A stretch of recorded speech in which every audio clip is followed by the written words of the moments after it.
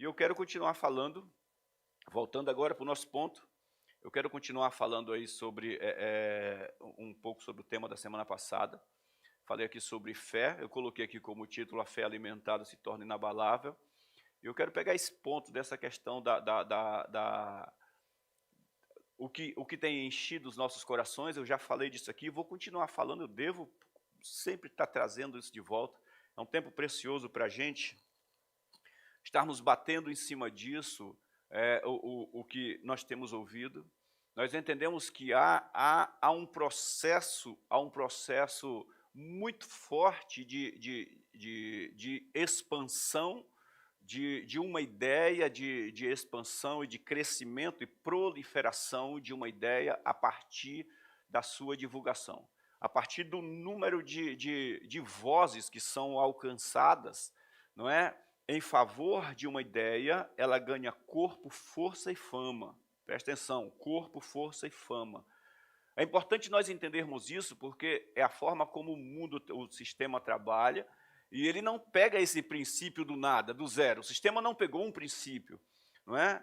A Bíblia nos mostra que uma das estratégias do inferno, uma das estratégias de Satanás é tornar-se muito parecido com Deus nas suas ações, porque ele pega exatamente a força positiva das pessoas para trazer benefício para si próprio, não é? Ele pega a força positiva, aquilo que já é um princípio dentro das pessoas, aquilo que já é uma realidade dentro da gente, não é? Nós temos tendências positivas geradas pelo próprio Deus em nossos corações, em nossas vidas.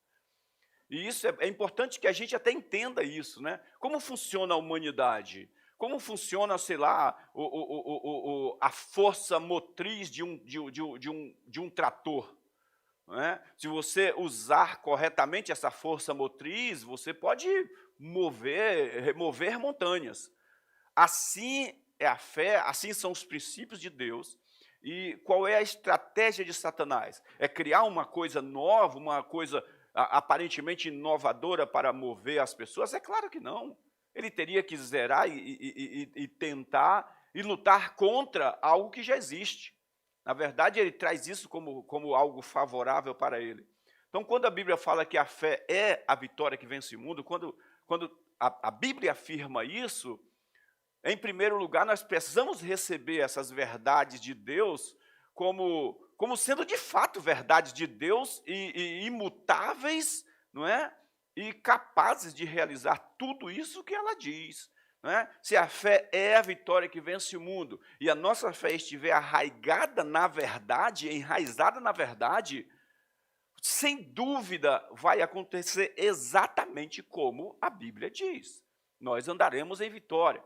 O que acontece muitas vezes com o cristianismo, com a igreja, é que quando a Bíblia fala que a fé é a vitória que vence o mundo, eu não sei de onde as pessoas tiram determinadas ideias de que eu não vou ter mais problemas estando dentro da igreja. Eu não vou ter mais problemas andando com Jesus. Eu não posso ter problemas andando com Jesus. Eu não posso ter dificuldades. Eu não posso ter desafios andando com Jesus. Pelo contrário, se a fé é a vitória que vence o mundo, quanto maiores forem os desafios, maior será o meu comprometimento em manifestação de fé. Então, isso significa que para o cristão ou não cristão, os desafios são semelhantes. A diferença é como eu vou encarar cada um deles. Não é? Jesus traz a narrativa a respeito do semeador, lá em Mateus 7,24, quando ele fala sobre o homem prudente e o homem prudente, ele diz qual é o... ele conta lá a parábola, ele diz, olha, aquele que ouve essas minhas palavras é semelhante, ele é semelhante àquele que ouviu, colocou em prática e edificou a casa e cavou fundo, uma profunda vala e achou a rocha e edificou sobre a rocha, e vem tempestades, vem rios, vem ventos e vem enchentes e bate sobre aquela casa e a casa não cai, porque está edificado sobre a rocha. Ele disse, mas o imprudente, eu vou mostrar para vocês a quem ele é comparado. É comparado ao homem que ouviu a palavra, mas não colocou em prática. E ele constrói a casa, então, sobre areia. E a Bíblia, aí Jesus diz, olha, e vem os ventos, as mesmas coisas que vêm contra aquele que edificou a casa em profunda, com a estrutura profunda. Ele disse, a diferença é que ele construiu sobre areia, aquilo que ele construiu caiu. Então, Jesus está dizendo, olha, os mesmos desafios que a gente que está aqui passa, as pessoas enfrentam. As mesmas lutas que as pessoas estão enfrentando lá, eles virão para a gente. A diferença é como nós vamos lidar com isso. A diferença é como nós estamos construindo. Jesus, quando ele fala dessa ideia lá de Mateus 7,24, do Evangelho de Lucas, o capítulo número 6, o Evangelho de Marcos, capítulo número 4, que ele fala a mesma narrativa. Quando Jesus fala isso, ele traz sempre aquela ideia de edificação, e a ideia de edificação não é algo que acontece no piscar de olhos. Eu vou deixar para me preparar para a guerra no dia da guerra. Não vou ter uma fase de treinamento. Nenhum exército que toda a sua corporação é ajuntada somente no dia da batalha, vence a batalha. Não tem como vencer uma batalha se eu antecipadamente não venho numa jornada de preparação. Porque quando a Bíblia fala sobre o exercício da palavra, primeiro ela começa dizendo que a palavra é semente. Não se tem uma colheita abundante de uma semeadura que aconteceu ontem à noite.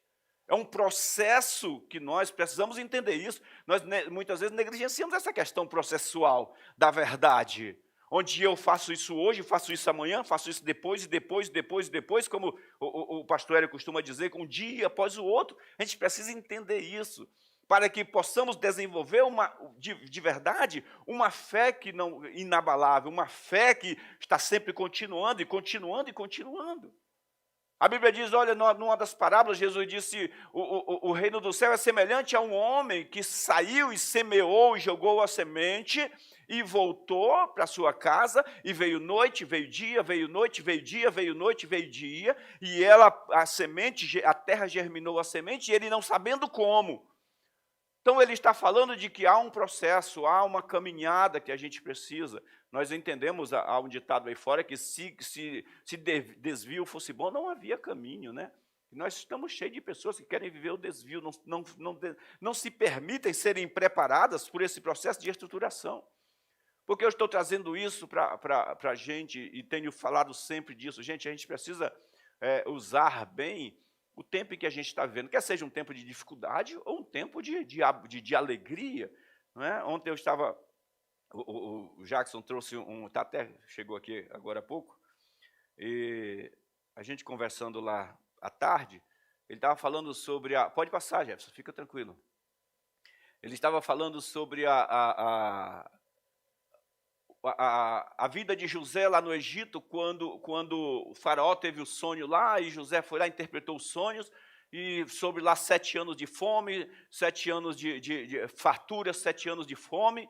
O cara interpreta o sonho, é colocado como administrador. Agora vamos pensar, gente, que a gente consegue ler o texto, você pega lá 5 minutos, você lê todo o texto. José estava na prisão, levantou, toma um banho, põe uma roupa limpa, vai interpreta o sonho de Faraó. Faraó diz, em quem haverá um espírito capaz de administrar isso, governar isso, senão esse cara que descobriu que teve essa revelação. Legal, coloca ele lá, e ele vai, e aí vem os 7 anos de fartura, e ele ajuntou tudo, aí depois 7 anos de fome, e ele distribuiu, administrou e enriqueceu mais o Egito, porque ele adquiriu terras e posses com os recursos que ele havia acumulado. A gente vê, isso aí você consegue ler em 5 minutos, 5, 10 minutos, se ler pensado, vai demorar aí uns 20 minutos no máximo. Agora vamos lá, vamos refletir sobre isso.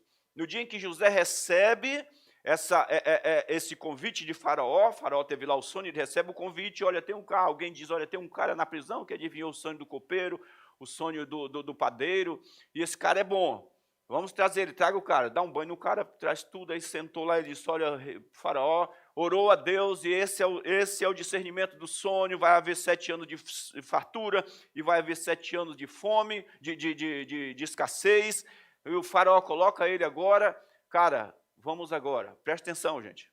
Para sustentar o Egito da época, uma das maiores nações da terra, por 7 anos, sem nenhuma colheita. Era preciso ter tantos galpões quanto se pudessem construir.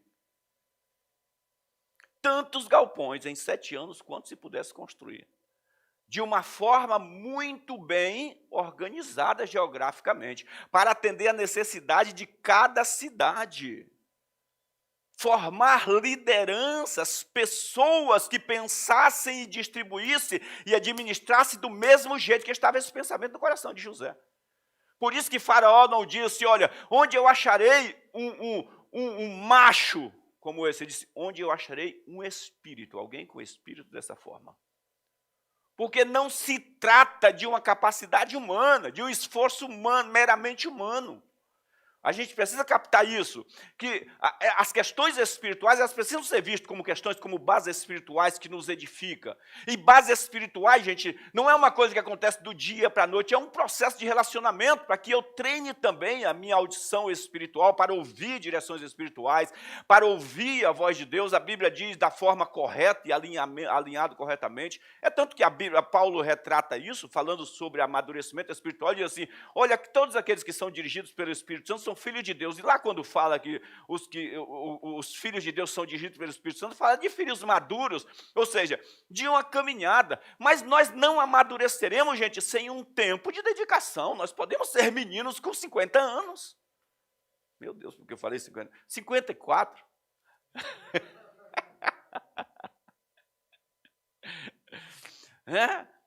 Podemos ser meninos com 50 anos, por quê? Porque não exercitamos determinadas áreas das nossas vidas. Não exercitamos. A Bíblia diz que por falta de exercício, de prática, de determinados fundamentos, a igreja não amadureceu. Nós não exercitamos. Fizemos do evangelho ou da igreja um box do McDonald's, do Mac. Cara, eu encosto meu carro lá na fila, entro na fila e passo, aqui eu faço o meu pedido, na outra eu faço o meu pagamento e na outra eu retiro. Pedido, pagamento e retiro. E aí, como é que vai a tua igreja? Está assim, pedido, pagamento e retiro. E nós perdemos os processos. Deixamos de viver os processos. Não aprendemos nada com isso. Ou seja, não aprendemos os princípios elementares, podemos dizer assim, coisas elementares do Evangelho, que é a vida com Deus, é uma vida de relacionamento dia após dia, um dia após do outro, um dia após o outro, né, do outro, um dia após o outro. A fé, essa fé vai sendo alimentada com esse exercício constante. Cara, Deus está comigo, Deus me ama. Mas veio um momento difícil, estou enfrentando uma crise. E daí, Deus não mudou. A Bíblia diz que Ele é o mesmo ontem, hoje e para sempre. Jesus não mudou. As promessas dele não mudam porque o sistema aparentemente está mudando. As promessas dele não mudam porque a humanidade está aparentemente ficando mais inteligente. A humanidade ficou mais inteligente, mas Deus mudou em alguma coisa? Claro que não. Lá no livro de Joel, antes de Cristo, 400, 500, sei lá, anos antes de Cristo, Joel não, de Daniel, já dizia assim, olha, a ciência vai se multiplicar, já está falando lá de coisas que aconteceram, mas no meio dos homens, não a ciência de Deus é a mesma, o conhecimento de Deus não muda. A gente precisa amadurecer nisso para que a nossa fé funcione de uma forma correta.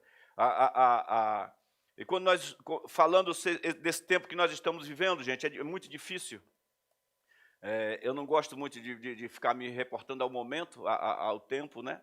Acho que é uma coisa que a gente deve estar deixando um pouquinho para trás. Mas, do que eu estou falando, eu preciso trazer alguns pontos, como, por exemplo, quando se falava de câncer, o câncer, segundo alguns historiadores, ele já existia cerca de 2.600 anos antes de Cristo, já tem registros do câncer, embora não tivesse ainda o nome dessa forma, mas os escritos que os historiadores encontraram sobre o câncer estão lá registrados 2.600 antes de Cristo. De lá para cá, muitos outros registros foram surgindo, só que ele não tinha nome, ele não tinha uma fama, não tinha uma força motriz como ele alcançou depois dos meados de 1600, 1700. Por quê? Porque alguém vai lá, pega a doença, dá um nome para ele, dá um nome, dando um nome, dá um corpo, não, dá um corpo, depois dá um nome, e ele começa a criar fama, e as pessoas passaram a morrer de câncer só por ouvir que estavam com câncer. Há registro de 500 anos antes de Cristo, de uma rainha do Egito ter sido curada de câncer por uma cirurgia que o cara nem sabia o que era. Como não foi dado relevância para aquela enfermidade, o cara foi lá e fez uma cirurgia e curou ela. E nós temos milhares de registros da nossa era atual de pessoas que morreram, milhares de pessoas que morreram de câncer, porque primeiramente elas morreram pela informação. Depois elas morreram por consequência da enfermidade física, pelo enfraquecimento. Porque no momento em que a doença ganhou um corpo e um nome, e ela passa a ser declarada, estou trazendo para vocês a importância do que você está permitindo ouvir, do que você está ouvindo. Romanos 10, 17, a Bíblia diz: de sorte que a fé vem por ouvir, e o ouvir pela pregação da palavra de Cristo. Mas toda frase positiva tem o seu oponente, o seu oposto, a ideia negativa. Se a fé vem por ouvir, e o ouvir pela palavra de Cristo, então a fé vai como? Por nós nos enchermos de qualquer outra coisa que não seja a palavra de Cristo. Nós podemos desenvolver incredulidade por um monte de outras coisas. Lá em Romanos, também no capítulo de número 10, o versos 8, 7, 8, Paulo diz assim: olha, não diga em teu coração quem subirá ao céu, ou quem desceu ao inferno, né, para trazer a Cristo. Ele diz: não diga no teu coração. Ele diz: porque a fé que procede da justiça é essa, você crer com o coração e confessar com a boca o que Deus fez. Ou seja, o que Deus disse que faz, não me importa o processo pelo qual Ele vai fazer. Eu creio que Ele faz e eu continuo crendo, e Ele faz e pronto, e acabou. Gente, presta atenção. O que Deus disse que faz, Deus não vai fazer, Ele faz. Diga graças a Deus comigo, por favor.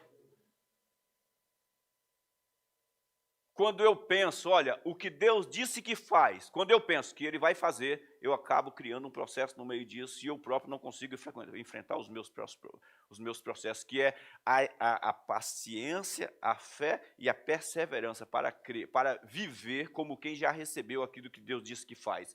A Bíblia não diz que Deus vai fazer, a Bíblia diz que Deus faz. Por que faz? Porque para nós é presente, aquele que crê é presente. Eu creio agora em algo que Ele já fez, portanto eu recebo agora. Então Deus faz, para o meu presente Ele faz, para si mesmo Ele já fez. Estão entendendo? Que você esteja captando em casa isso aí. Porque de repente você está permitindo uma força aí de divulgação, de marketing. Gente, essa questão do marketing hoje, para essa epidemia que está acontecendo no mundo, você liga a televisão, 100% das reportagens está em cima disso. Está em cima disso. Eu estava ouvindo uma reportagem essa semana e achei muito interessante que 3 repórteres falaram da mesma notícia, não é? Em 3 horários diferentes. Falou sobre uma governadora de um estado aí, que eu não me recordo de qual estado é, que eu não prestei atenção, eu só no estado. Mas os 3 repórteres falaram assim: a governadora fulano de tal sem partido, e aí seguiram. Aí veio a próxima reportagem, um repórter diferente falou: a governadora fulano de tal sem partido. Aí um outro repórter falou: a governadora fulano de tal sem partido. Eu disse: caramba, porque eu estava estudando sobre a nossa mensagem de hoje, sobre esse tema, e ouvindo como essa questão da divulgação por meio da verbalização das palavras, ela tem o poder de fazer com que as pessoas se foquem na coisa errada, com que elas mudem o alvo, o objetivo delas. A Bíblia diz, olhe para Jesus, que ele é o autor, olhe firmemente para Jesus. Isaías 59, 21 diz, esta é a aliança que eu farei depois daqueles dias com o meu povo. Eu colocarei as minhas palavras na boca deles. Provérbio 18, 21 diz assim, olha, a morte e a vida está ligada ao que você fala. E o que você fala tanto tem poder para a sua própria vida, quanto tem poder para divulgar uma ideia, para levantar ou destruir alguém. A Bíblia diz que as palavras sábias, palavras sábias, são como grampos, pregos bem firmados, ou seja, são capazes de manter uma pessoa de pé. A gente entendeu o quanto nós podemos ser divulgadores malignos através das nossas palavras, só contando miséria, só contando desgraça, ao invés de contar o que Jesus fez, o triunfo de Cristo, fica contando sobre a vitória de Satanás sobre isso, a vitória do inferno sobre aquilo, a vitória do diabo sobre isso. Gente, o medo é fé ao contrário. Quando eu ando com medo, eu sempre repito aqui, não é que nós não devemos sentir medo é uma coisa, viver com medo é outra. O medo é uma fé ao contrário. Nós estamos cheios não apenas de pessoas aí fora com medo, nós estamos cheios de líderes, de cristãos com medo, infelizmente, que são companheiros do medo. Nós não devemos ser companheiros do medo, porque ele vai colocar uma palavra diferente na ponta da tua língua, que vai não só gerar incredulidade no teu coração, como também vai gerar incredulidade em torno das pessoas que estão em volta de você. Não importa o quanto pareça ruim, o quanto pareça difícil para o mundo, uma coisa é certa, o reino de Deus, aqueles que fazem parte do reino de Deus, são mais do que vencedores. Diga graças a Deus por isso. Aleluia, isso é muito bom. Em 2014, um escritor, ele escreveu uma biografia sobre o câncer e ele chamou de o imperador de todos os males. Dá uma olhada que título o cara dá. Um comandante, um governante, o imperador de todos os males. Dá uma olhada que força o cara atribui a uma obra do inferno que vem destruindo a humanidade. Quando o cara pensa numa coisa dessa, ele naturalmente recebe uma notícia dessa, uma pessoa, naturalmente ela se dobra. Nós podemos pegar, gente, hoje a mídia, quase uma porcentagem muito grande das mídias, nós temos em alto e bom som quantas pessoas estão morrendo de Covid, quantas pessoas estão sendo contaminadas por dia, e no nível bem baixo, quantas foram curadas. 3.000 e não sei quantas pessoas morreram hoje, nas últimas 24 horas de Covid, mas nós tivemos curadas. Vocês ouviram? Vocês entenderam? Porque há um trabalho de divulgação, há um trabalho de proliferação do mal, não devemos esquecer jamais. Jesus disse, este mundo jaz no maligno. Jesus não conquistou esse mundo que nós estamos vivendo. Ele mandou nós estabelecermos o reino aqui. Mas há um mundo melhor para se manifestar sobre esse, e esse será destruído. E será destruído pelo fogo. A ideia de fogo é para purificar. A ideia de fogo é purificar, gente. Não se engane, não se engane. A gente precisa ter isso no coração muito claro. 2 Crônicas, capítulo de número 32, a partir do verso 1, nós temos lá um relato, né, no reinado de Ezequias. E Ezequias foi um cara que andou com Deus e fez um trabalho muito legal, né? Aliás, é dado a ele a ideia, a grandes criações, ele inventou armas, era um cara muito inteligente.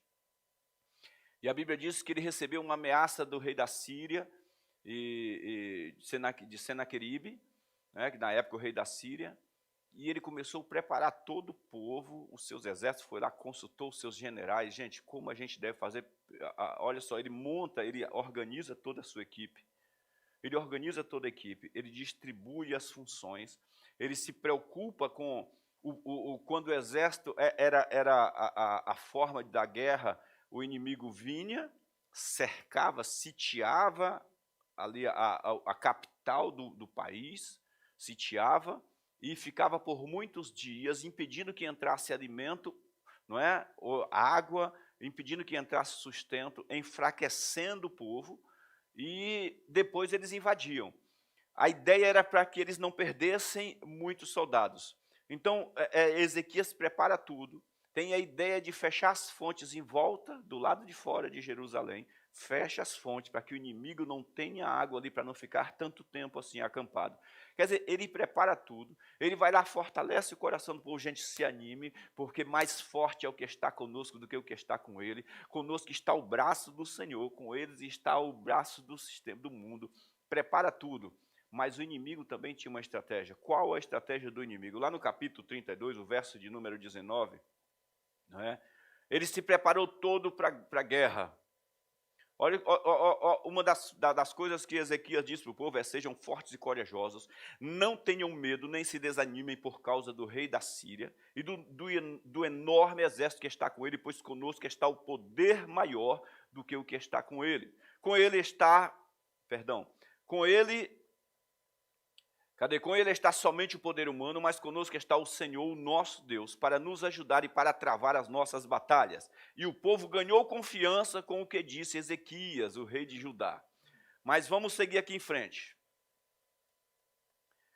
O cara então manda lá no verso 18 e 19 para frente, capítulo 32 de 2 Crônicas, o cara então manda os seus mensageiros. E qual é a ordem que ele dá? Ele disse assim: tem uma forma de você enfraquecer, porque nós sabemos que Ezequias não é tolo. Nós sabemos que é um rei forte, que é um rei com muitas estratégias. As estratégias de Ezequias eram conhecidas por todo mundo da época, as criatividades dele, o governo dele.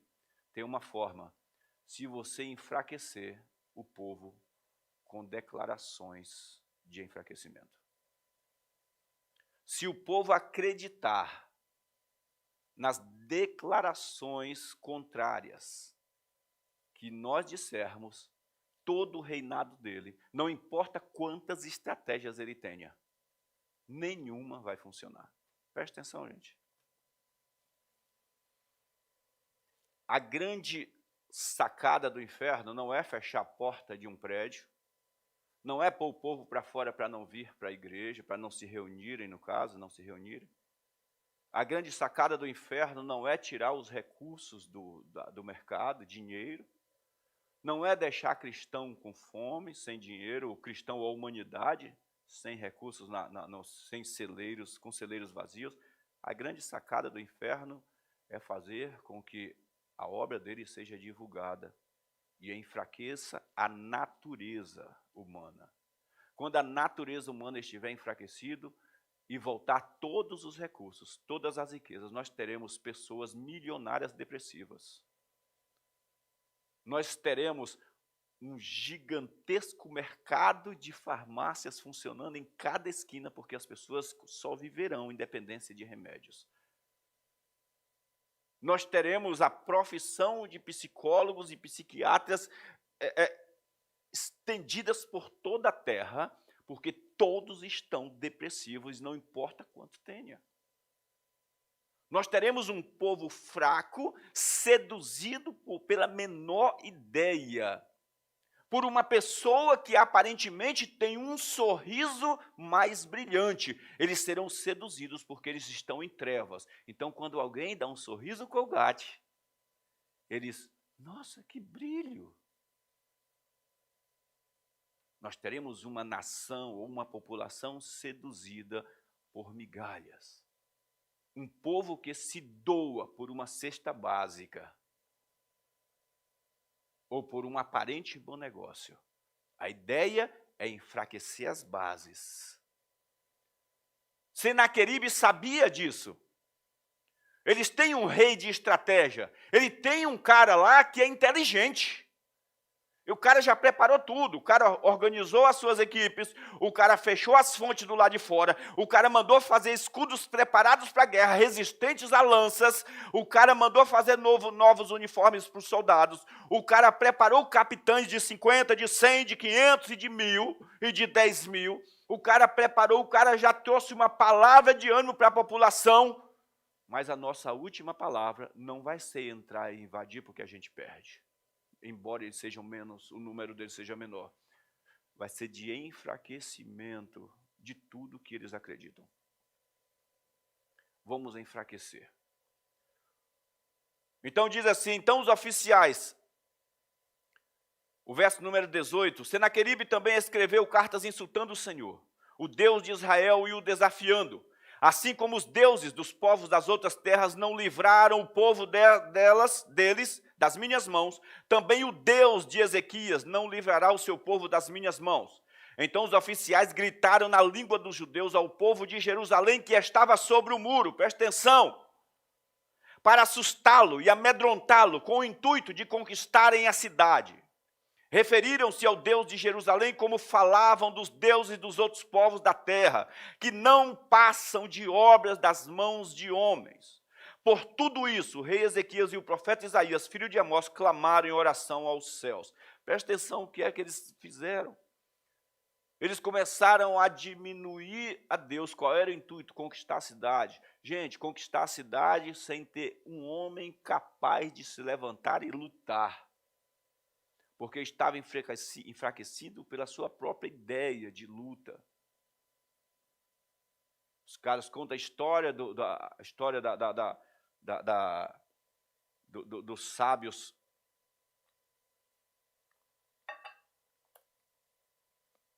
Que a forma de dominar um elefante, de dominar um elefante depois de crescido, é criá-lo amarrado por um cordão.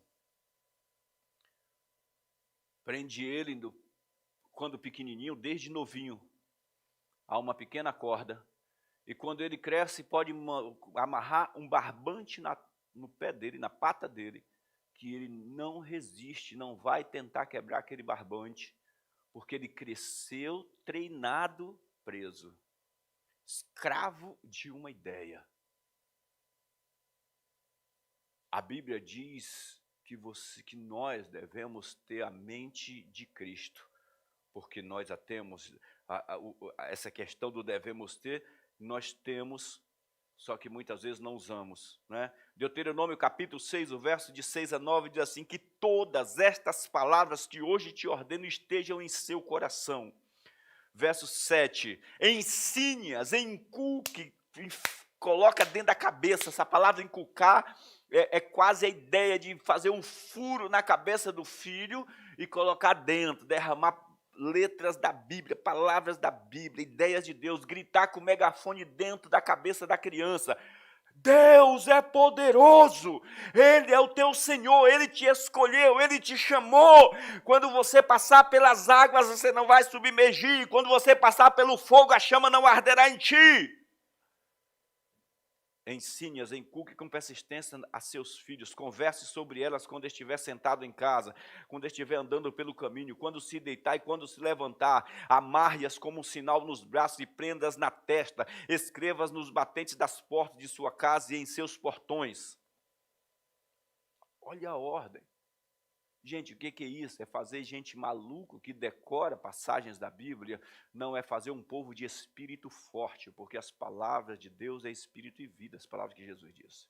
É um povo de espírito forte, um povo que sabe discernir. A Bíblia diz que o povo que não teve os sentidos exercitados é um povo que não tem discernimento entre o bem e o mal, que ouve e continua ouvindo, feito bobocas, deixando o inferno dar descarga no ouvido, de toda quanto é os seus estrumes, e puxa a cordinha, ainda é daquela descarga antiga, puxa a cordinha e só vê o barulho dentro do ouvido,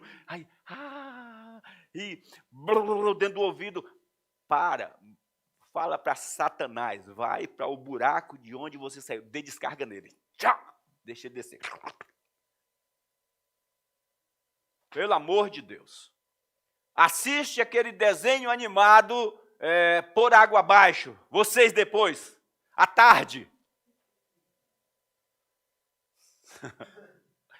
É o ratinho que desce pela descarga. É o inferno. Manda ele embora da tua casa, da tua vida, com as declarações dele. De repente você está fazendo boas declarações, mas está deixando entrar em você más declarações ruins, que tem destruído a tua fé, a tua crença. E aí você não percebe, muitas vezes, porque no momento de combate, no momento do desafio, está tão favorável ao desafio. E quando bate no peito, dá aquela inclinada, porque não tem problema, gente. Até a bola, quando joga, na época que eu jogava bola, vinha aquele lançamento, a bola batia no peito, eu dava aquela inclinada assim, mas na verdade era só para amaciar, não é? Para preparar ela para o Vladimir, que está ali sentado. Pá! Isso aí, olha lá, o Vlad também matou no peito. Essa era a ideia. Mas o que acontece é que nós estamos hoje com um cristianismo fraco, de um povo que parece que foi matar a bola no peito, na verdade caíram, ficaram no chão. Não, gente, olha só, posição de vitória, essa aqui, ó, pá, prepara. Em nome de Jesus, não deixe o inferno ficar lançando para você. E você só recebendo e assinando, é meu, recebe e assina. Você não é acumulador de lixo. Não é que não entra lixo dentro da nossa casa, mas você não é acumulador. O caminhão passa de 2 em 2 dias. Faz como a Cláudia, joga pela sacada.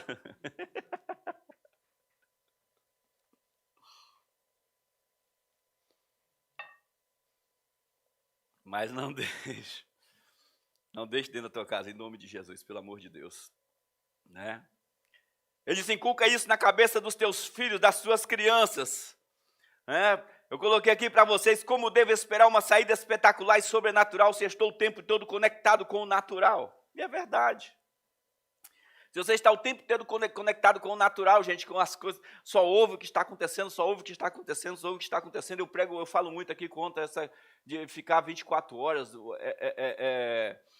no sentido de querer saber o que está acontecendo no mundo sem nenhum propósito, gente. Que eu não digo, nós temos muitas pessoas que trabalham e precisam de determinadas informações, até para entender algumas coisas que estão acontecendo, no propósito de ensinar, captando com a informação correta, com o escudo correto.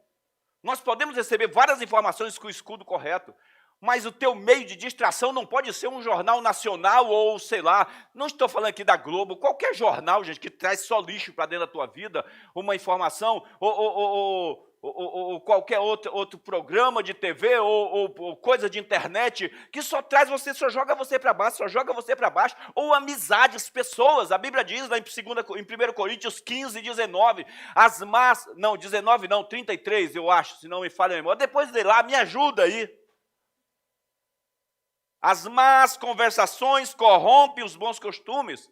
Eu só usei aqui televisão, ou internet, ou Facebook, ou qualquer coisa, porque é uma coisa que faz parte da nossa vida hoje. Mas a Bíblia diz que as más conversações corrompem os bons costumes. E ele está falando de grupos religiosos que faziam afirmações, que podem fazer afirmações contrárias ao que você crê. Infelizmente, dentro da igreja, nós também temos isso. Não é? Pensamentos muito adversos a respeito da verdade.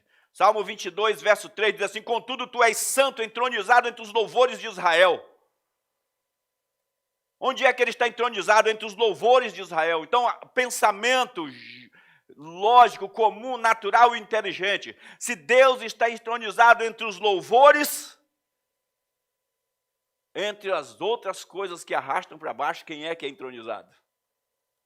Né? Lá em Filipenses ele diz, pense nas coisas do alto. E pensar nas coisas do alto é um convite para você assumir um tipo de pensamento do seu lugar de origem atual, a verdade é essa. Pensar nas coisas do alto, gente, é uma ideia para você assumir o seu posicionamento como filho de Deus, como vitorioso. Pastor, mas eu fico doente. E quem é que está falando aqui que você não vai ficar doente ou não pode ficar? Quem é que está falando? Meu Deus do céu. Porque Jesus não levou o anjo da morte embora.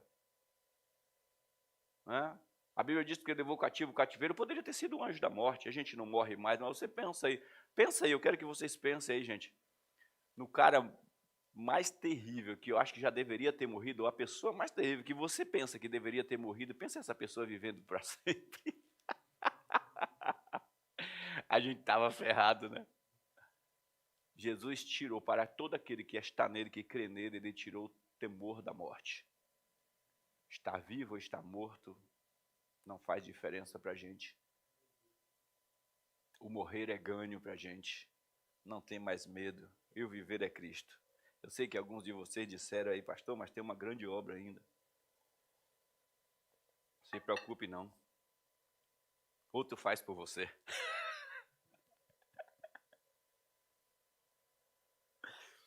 1 João 5,4, na nova versão transformadora, diz: pois todo aquele que é nascido de Deus vence este mundo.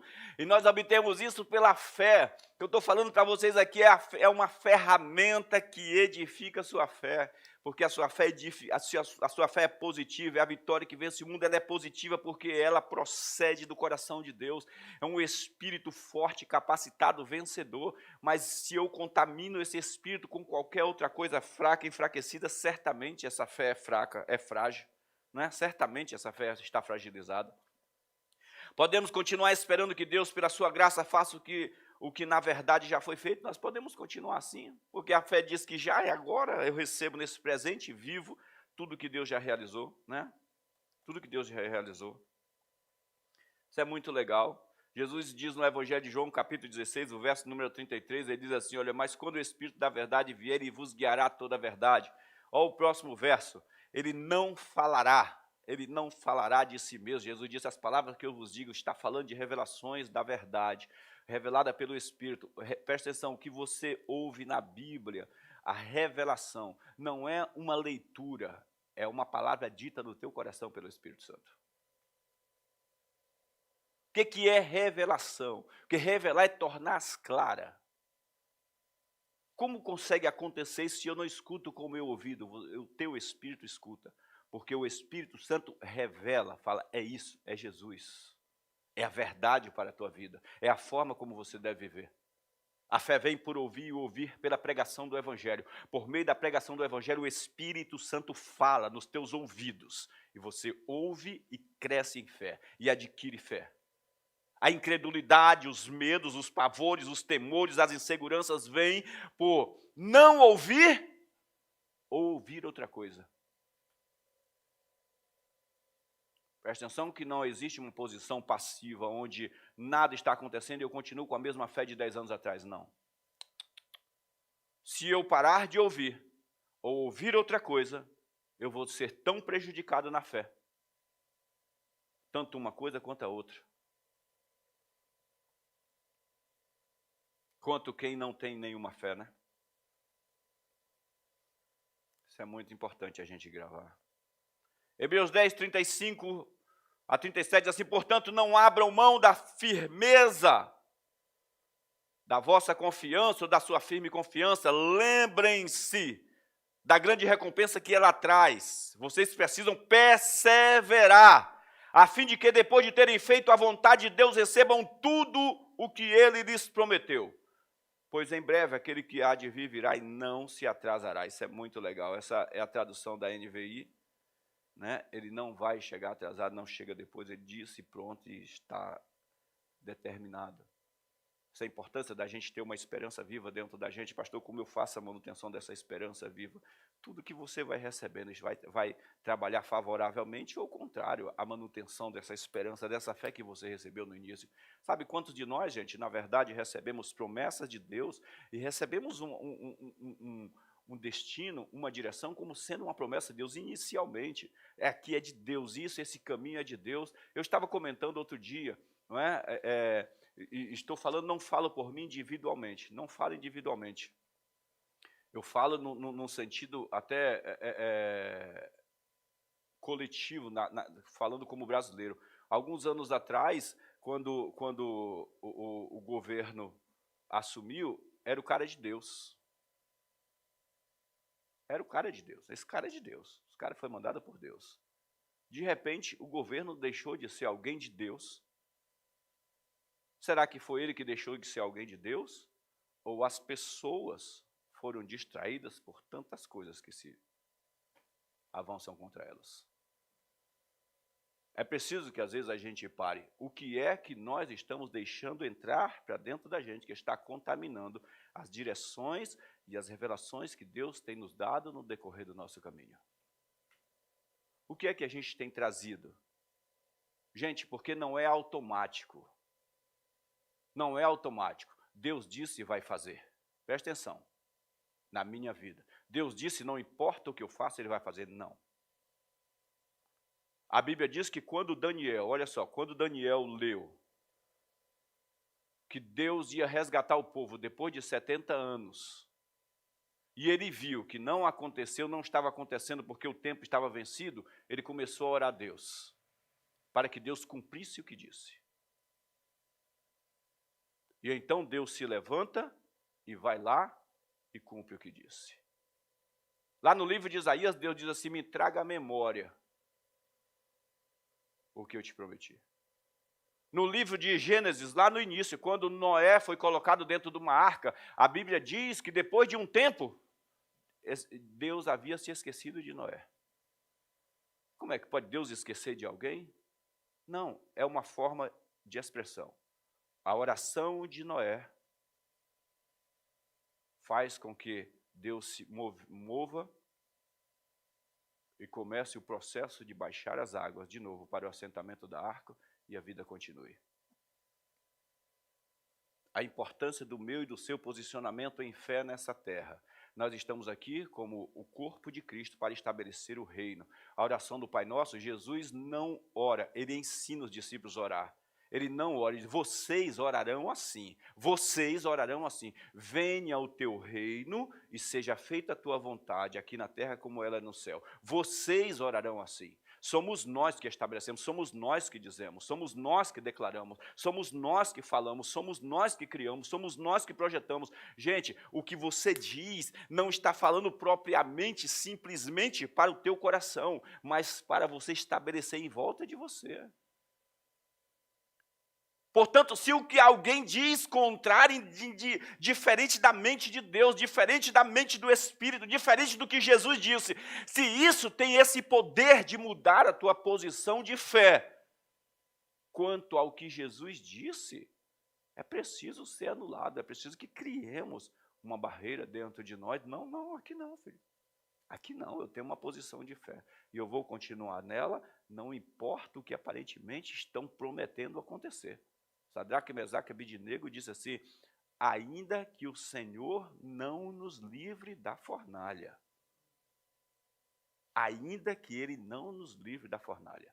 Uma coisa é certa, nós não confessaremos o Deus de vocês como nosso Deus. Não confessaremos o Deus de vocês como nosso Deus. Nós só temos um Deus. Quer dentro da fornalha, ou fora da fornalha, Ele é fiel e jamais falhará. Amém, gente?